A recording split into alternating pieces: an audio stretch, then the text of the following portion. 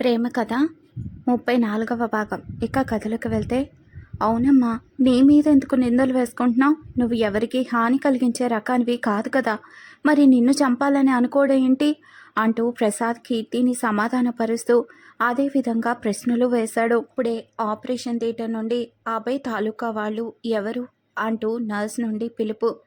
Doctor గదిలోకి అభిరామ్, అఖిల్, శ్రీ వెళ్తారు. నమస్కారం డాక్టర్ గారు, రండి కూర్చోండి. డాక్టర్, మా అబ్బాయికి ఎలా ఉంది? ప్రమాదం ఏమీ లేదు కదా అంటూ అభిరామ్ అడిగాడు. ప్రమాదం జస్ట్లో మిస్ అయింది. బుల్లెట్ ఇంకో 2 ఇంచుల కింద తగిలి ఉంటే హార్ట్కి తగిలి ఉండేది. అప్పుడు చేసేది ఏమీ ఉండేది కాదు. ఏదో రాసి పెట్టుంది అతనికి, అందుకే జస్ట్ మిస్ అయ్యాడు. ఇప్పుడు ఐసీయూకి షిఫ్ట్ చేస్తాము. రికవరీ అయిన తర్వాత రూమ్కి షిఫ్ట్ చేస్తాం. ఎప్పుడు అనేది ఇప్పుడే చెప్పలేం అన్నారు. బట్ ప్రాణానికి ఏమీ ప్రమాదం లేదు. He is perfectly all right అనగానే, thank you doctor, thank you so much. It's okay, మేము చూడొచ్చా డాక్టర్? ఒకరు లేదా ఇద్దరు అంతే, ఐసీయూ కదా, ఇన్ఫెక్షన్ అవుతుంది. ఓకే డాక్టర్, థ్యాంక్ యూ అంటూ బయటకు వస్తారు. కీర్తి కంగారుగా బయటే ఎదురు చూస్తూ ఉంటుంది. బయటకు రాగానే, ఏం చెప్పారు అంకుల్? అభయ్ సార్కు ఏమీ కాదని చెప్పారా అడిగింది. అమ్మ కీర్తి, కంగారు పడకు, అభికి ఏమీ కాదు, ఐసీయూకి షిఫ్ట్ చేస్తారంట, వెళ్ళి చూద్దులే. థ్యాంక్ గాడ్ అంటూ అభికి ఏమీ కాలేదని తెలిసాక ఊపిరి గట్టిగా పీల్చుకుంటుంది కీర్తి. శ్రీ, అఖిల్ కీర్తిని చూస్తూ ఉంటారు. అభిరామ్ అందరికీ ఒకేసారి డాక్టర్ ఏం చెప్పారో చెప్పేశాడు. అభయ్ని ఐసీయూకి షిఫ్ట్ చేశారు. నర్స్ వచ్చి చెప్పింది. ముందు సత్య వెళ్ళి అభయ్ని చూసి వస్తుంది. కీర్తి వెళ్తుంది. అభయ్ని అలా చూస్తుంటే గుండె బాధతో బరువెక్కిపోతుంది. కన్నీళ్లు పొంగుకొస్తున్నాయి. ఐఎమ్ సారీ సార్, నా వల్లనే ఇదంతా. ఎందుకు ఇలా జరుగుతుందో నాకే అర్థం కావటం లేదు. మీ జీవితంలోకి నేను రాకపోయి ఉంటే ఇలా జరిగి ఉండేదే కాదు అంటూ అభయ్ చేతిని పట్టుకుంటూ, మీ జీవితంలో నేను ఉండకూడదు అనుకుంటూ ఏడుస్తూ ఉంటుంది. ఆక్సిజన్ మాస్క్ పెట్టుకొని, ఒంటి నిండా pulse, BP, heart rate check చేస్తూ ఉండే వయసు పెట్టుకొని, ఆపరేషన్ చేసేటప్పుడు ఇచ్చిన మత్తు ఎక్కడో ఉన్నట్లు ఉంటున్న అభయ్కు కీర్తి మాటలు లోతులో నుండి వింటున్నట్లుగా అనిపిస్తుంది. నా నుండి నిన్ను దూరం పోనివ్వనమ్మో, మరోసారి నిన్ను దూరం చేసుకొని నేను బ్రతకలేను అనుకుంటూ కళ్ళల్లో నీళ్లు కారుతుంటే తన చేయి పట్టుకుని ఉన్న కీర్తి చేతిని గట్టిగా పట్టుకుంటాడు. కీర్తి ఆశ్చర్యంగా చూస్తే కళ్ళు తుడుచుకుంటూ, అభయ్ సార్ అంటూ పిలుస్తుంది. అభయ్ మెల్లిగా కళ్ళు తెరుస్తాడు. బయట నుండి ఇదంతా చూస్తున్న వాళ్ళు ఆశ్చర్యపోతారు. శ్రీకి కళ్ళల్లో నుండి నీళ్లు వచ్చేస్తుంటాయి. అఖిలి పరిస్థితి కూడా అంతే. చూసారా అందరూ, అభయ్కు కీర్తి అంటే ఎంత ఇష్టమో, తన ప్రాణం కీర్తిలోనే ఉంది అంటున్నాడు అఖిల్ తనకు తెలియకుండానే. అందరూ అవునన్నట్లు చూస్తున్నా సత్యలో మాత్రం కంగారు కనిపిస్తోంది. ఆ కంగారుని హిమజ గుర్తించింది. అభయ్ సార్ ఎలా ఉన్నారు, ఓకేనా? మాస్క్ మెల్లగా తీస్తూ, ఐ ఐ లవ్ యూ, నువ్వు లేకుండా నేను బ్రతకలేను అంటూ ఒక్కొక్క పదం పలకలేకపోతుంటే అభయ్ మనసు, మాటలు అర్థం చేసుకున్న కీర్తి అభయ్ చేతిని తన 2 చేతుల్లో బిగిస్తూ, I love you so much sir, నేను మీరు లేకుండా బ్రతకలేనేమో అంటూ కళ్ళు గట్టిగా మూసుకుంటుంది కీర్తి. కీర్తి నోటి నుండి ఆ మాట ఎదురు చూడని అభయ్ మనసు చాలా సంతోషంలో మనశ్శాంతిగా నిద్రిస్తుంది. మత్తు ప్రభావం వలన మాస్క్ సరిగా పెట్టేసి కీర్తి అలా చూస్తూ ఉంటుంది. మేడం, ఎక్కువ సమయం ఐసీయూలో ఉండకూడదు, ప్లీజ్ బయటకు వెళ్ళండి అంది nurse. Okay nurse, thank you అని చెప్పి, బహుశా మనసులోని మాట అనుకోకుండా పెదవులు దాటి అభయ్కి చెప్పినందుకో, లేదా అభయ్ కళ్ళు తెరిచాడనో కీర్తి సంతోషంగా బయటికి వస్తుంది. అప్పటి వరకు కీర్తి మాటలు ఏమీ అర్థం కాని వాళ్ళు ఇప్పుడేమీ మాట్లాడకూడదు, ముందు అభయ్ కోలుకోవాలని అనుకున్నారు. అందుకే కీర్తిను ఎవరూ ఏమీ అడగలేదు. రేయ్ వెతవల్లారా, ఇచ్చిన పని సక్రమంగా చేయటం కూడా రాదా మీకు? ఇప్పుడు పోలీస్ వాళ్ళకి దొరికినా వాళ్ళు నా పేరు చెప్తే ఏమవుతుందో తెలుసా అంటూ ఐశ్వర్య అరుపులు తన మనుషుల మీద. మేడం, మన పేరు కానీ మన వివరాలు కానీ అక్కడ దొరికిన వాళ్ళకి తెలియదు. ఇదంతా టెక్నికల్ జాబ్స్, వాళ్లకు అసలు వాళ్ళలో వాళ్ళకే ఒకరి గురించి ఒకరికి తెలియదు. వీళ్ళంతా ఆన్లైన్ రౌడీలు. ఇలా ఏమైనా జరిగితే కూడా మన పేరు బయటకు రాకుండా ఉండాలనే ఇలాంటి ఒక యాప్ వాడుకున్నాను. మీరు కంగారు పడాల్సిన అవసరం లేదు అంటూ చెప్పాడు. కొంచెం కూల్ అవుతూ, దాన్ని చంపండిరా అంటే వాణ్ణి షూట్ చేశారు. వాడి కళ్ళలో ఆ కీర్తి మీద అమితమైన ప్రేమను చూశాను. అదే కళ్ళలో కీర్తిని పోగొట్టుకున్నాను అనే బాధ చూడాలని అనుకున్నాను. కానీ ఇప్పుడు వాడికి ఏమైనా అయితే అదంతా ఖచ్చితంగా నేను మిస్ అవుతానురా. అలా జరగదు మేడం. మన వాళ్ళ నుంచి ఇన్ఫర్మేషన్ వచ్చింది. ఇప్పుడే వాడు సేఫ్ అంట. ఓ కానీ అది మిస్ అయింది. ఛ! ఎంత తొందరగా వీలైతే అంత తొందరగా వేసేయాలి దాన్ని. ఇదే మనకి మంచి సమయం. ఆ అభయ్ దాని వెనుక ఉన్నంత వరకు దాన్ని ఏమీ చేయలేము. వాడిప్పుడు బెడ్లో పడుకొని ఉన్నాడు. ఇదే సమయం అనుకొని దానికి చావు ముహూర్తం పెట్టండి. ఓకే మేడం, ఓకే మేడం అని ప్రతిసారి అంటారు. కానీ మీరే దొరికి వస్తారు అంటూ చిరాకు, కోపం రెండూ కలగలిపి అరుస్తోంది ఐశ్వర్య. ఈసారి అలా జరగకుండా చూసుకుంటాం మేడం. మా మీద నమ్మకం ఉంచండి. సరే సరేలే, వెళ్ళి ఎలా చంపాలో ప్లాన్ చేయండి. ఒక్కరోజే మనకు సమయం. ఆలోపు ఆ అభయగాడు కళ్ళు తెరుస్తాడు. వాడు కళ్ళు తెరిచాడు అంటే ఇప్పుడులాగే ప్రాణాలు ఇచ్చైనా దాన్ని కాపాడుకుంటాడు. ఐశ్వర్య చెప్పిందంతా విని బయటకు వెళ్తారు రౌడీలు. ఐశ్వర్య ఆలోచిస్తూ ఉంటుంది. మరొక వైపు హాస్పిటల్లో రాత్రి 7 గంటలకు, ఆంటీ, అంకుల్ మీరంతా ఇంటికి వెళ్ళండి. ఆపీకి ఏమీ కాదని చెప్పారుగా, మేముంటాము. మీరు వెళ్ళి రెస్ట్ తీసుకోండి అంటాడు శ్రీ. సరే శ్రీ, జాగ్రత్తగా ఉండండి. ఎప్పుడు ఎలాంటి సమయం అయినా అవసరమైతే ఎమర్జెన్సీ అయితే కాల్ చేయండి. Okay uncle. బావా, మీరు కూడా కీర్తిని తీసుకొని ఇంటికి వెళ్ళి రెస్ట్ తీసుకోండి అంటాడు అభిరామ్ ప్రసాద్తో. అలాగే బావగారు అంటూ ఉండగా ప్రసాద్, లేదంకుల్, నేను ఇక్కడే ఉంటాను ప్లీజ్ అంటుంది కీర్తి.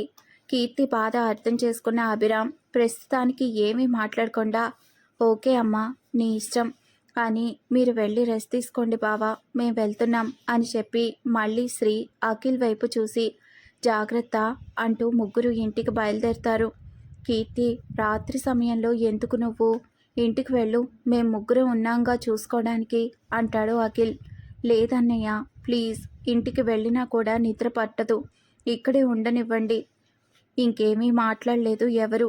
శ్రీజ, నువ్వు నాన్నతో వెళ్ళు, నిన్నిక్కడ ఒంటరిగా వదిలి అంటూ ఉండగా, నేను ఒంటరిగా లేను, ముగ్గురు నాకు తోడుగానే ఉంటారు, ముఖ్యంగా అక్కి ఉన్నాడుగా, నాకేం పర్వాలేదు అంటూ ఉండగా, అబ్బా అంటూ అక్కి వైపు శ్రీ అఖిల్ చూసి ఒకరి మొహాలు ఒకరు చూసుకుంటారు.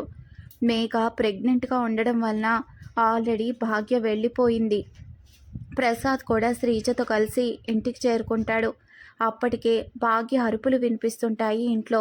అసలు వాళ్ళు ఏమనుకుంటారో అని కూడా లేకుండా ఇది నోటికి వచ్చినట్లు మాట్లాడేసింది.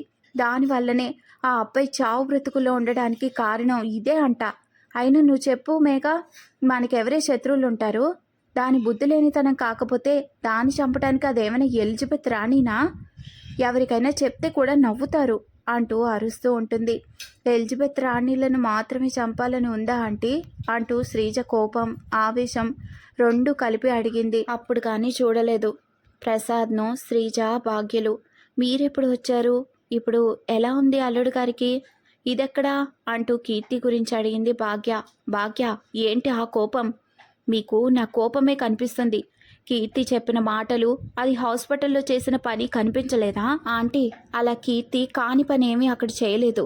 ఏంటి శ్రీజ నువ్వు అంటున్నది? కీర్తిని చంపడానికి రాబోయి అది అభయ్కి తగిలిందని చెప్పిందంట కీర్తి అని అడిగాడు సంతోష్. అవును బావగారు, అక్కడ జరిగింది అదే కాబట్టే అలాగే చెప్పింది. నువ్వు కూడా అలాగంటావేంటి శ్రీజ? కీర్తిని ఎవరు చంపడానికి వస్తారు అంటూ భాగ్య రాగం తీస్తూ అడుగుతుంది.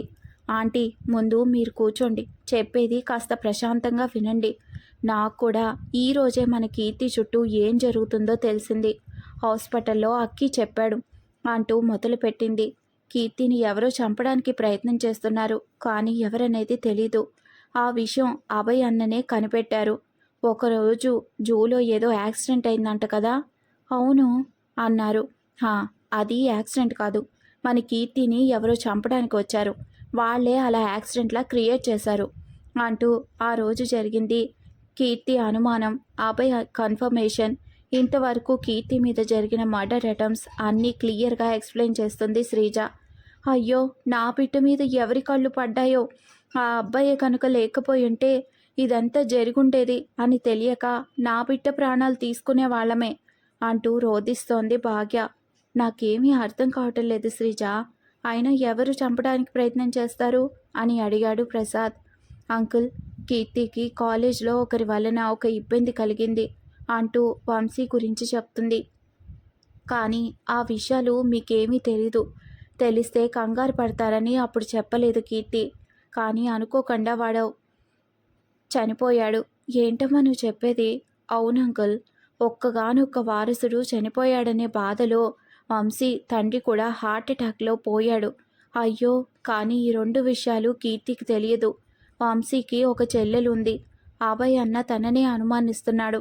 వాళ్ళిద్దరూ చనిపోయాక కీర్తిని చంపడానికి ప్రయత్నం చేస్తుందేమో అని.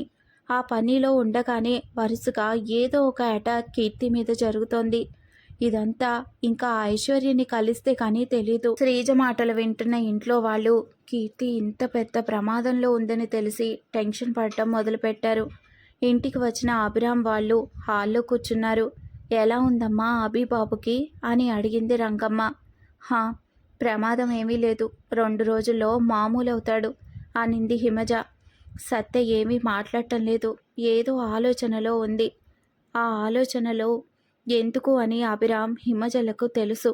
అభయ్ కీర్తిల గురించి అభయ్ చెప్పింది చెప్పేద్దామా అని మనసులో అనుకుంటుంది హిమజ. ఏంటండి ఇది? ఆ అమ్మాయి గురించి అభయ్కి ప్రాణాపాయం ఉందని తెలిసి ఎలా వాళ్ళిద్దరికీ పెళ్లి చేయడం అంటుంది సత్య. అభిరామ్ ఏదో చెప్పేలోపు, అన్నయ్య, వదిన, మీకొక విషయం చెప్తాను, తప్పుగా అనుకోను అంటే. అదేంటి హిమజ, పరాయి వాళ్ళలాగా పర్మిషన్ అడుగుతున్నావు? చెప్పమ్మా అన్నాడు అభిరామ్. మనం ఈ విషయం గురించి నేరుగా అభయ్తో మాట్లాడడమే కరెక్ట్ అనిపిస్తుంది నాకు. ఎందుకంటే కీర్తి గురించి అన్నీ తెలిసే పెళ్లి చేసుకోవడానికి ఇష్టపడ్డాడు అంటే కీర్తి అంటే అంత ప్రేమ ఉందనేగా అర్థం. మన అమ్ము తర్వాత అభయ్ ఏ అమ్మాయిని తన జీవితంలోకి రానివ్వడు అనుకున్నాము.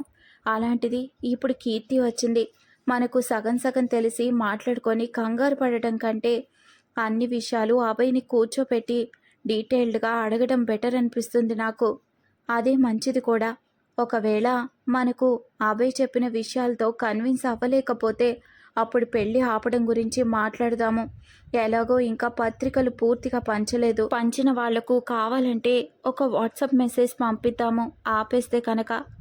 అలా అవ్వదు, కానీ మనకు అనిపిస్తే అంటున్నా అని తన మనసులోని మాటలు చెప్పకుండా ఇలా చెప్తుంది హిమజ.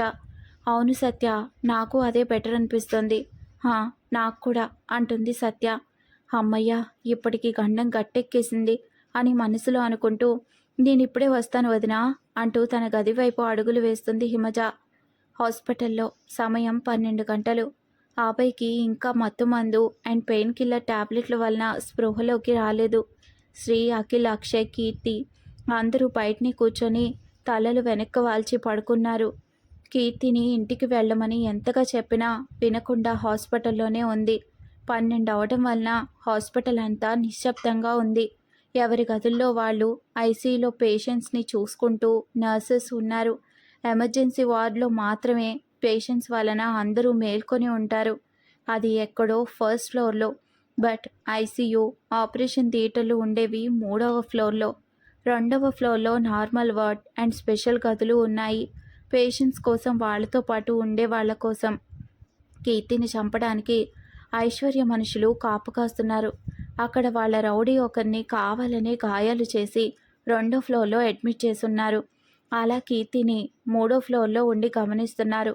అందరూ రెస్ట్ తీసుకోవడం గమనించిన రౌడీలు కీర్తిని కిడ్నాప్ చేయాలని ప్లాన్ చేసుకున్నారు. మెల్లిగా వాళ్ళు పడుకున్న వైపు అడుగులో అడుగులు వేసుకుంటూ ఒక కర్చీఫ్లో మత్తుమందు పెట్టుకొని మూతికి మాస్కులు పెట్టుకొని వెళ్తున్నారు 2 వ్యక్తులు. లైట్స్ అన్నీ ఆఫ్ చేసున్నారు హాస్పిటల్ వాళ్ళు.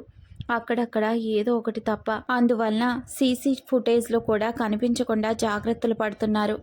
అలా కొద్ది దూరం నడవగానే వెనకాల నుండి ఎవరో 2 భుజాలు ఒకేసారి తట్టారు. ఎవరా అని వెనక్కి తిరిగి చూశారు. ఐశ్వర్య పెట్టిన రౌడీలు. ఇంకెవరు? మన అభయ్ పెట్టిన మనుషులు. అభయ్, కీర్తి వాళ్ళు లంచ్కి వెళ్ళినప్పుడు అభయ్యే వాళ్ళని రావద్దని చెప్పి ఉన్నాడు. ఎందుకంటే అభయ్ కన్నా ఎవరు కీర్తికి ఎక్కువగా ప్రొటెక్షన్ ఇవ్వలేరని అభయ్కు తెలుసు కనుక. కానీ ఒకవేళ వాళ్ళు వచ్చి ఉంటే అభయ్కి మేబీ ఇలా జరిగుండదు. అభయ్ బుల్లెట్ తగిలిందని తెలిసినప్పటి నుండి కీర్తి మీద మరింతగా నిఘా పెట్టారు అభయ్ మనుషులు. అందుకే ఐశ్వర్య మనుషులు ఈజీగా దొరికిపోయారు. ఎవరు మీరు అని అడిగాడు ఒకడు. చెప్తాం కానీ హాస్పిటల్లో ఈ ముసుగులేంటి? అది మీకెందుకు? షో నువ్వు వండు, అది సార్ మా సేఫ్టీ కోసం అని ఇంకొకడు అన్నాడు. ఓహో, మరి చేతుల్లో ఈ కర్చీఫ్లేంటి? రై, మర్యాదగా వెళ్ళిపోండి, ఇవన్నీ మీకెందుకు అన్నాడు ఆవేశపరుడైన ఐశ్వర్య రౌడీ ఒకడు. షో అంటూ వేళ్లు చూపిస్తూ మీరు కీర్తి మేడంని చంపడానికి వచ్చారు కదా అన్నాడు అభయ్ మనిషి. అంతే, ఇద్దరూ ఒక్కసారిగా షాక్ అవుతూ ఒకరి ముఖాలొకరు చూసుకున్నారు. కీర్తి? ఆవిడెవరు అని తెలివి ప్రదర్శించాడు ఒకడు. ఆహా, అయితే మీకు తెలీదంటారా? అవును, మాకు తెలీదు.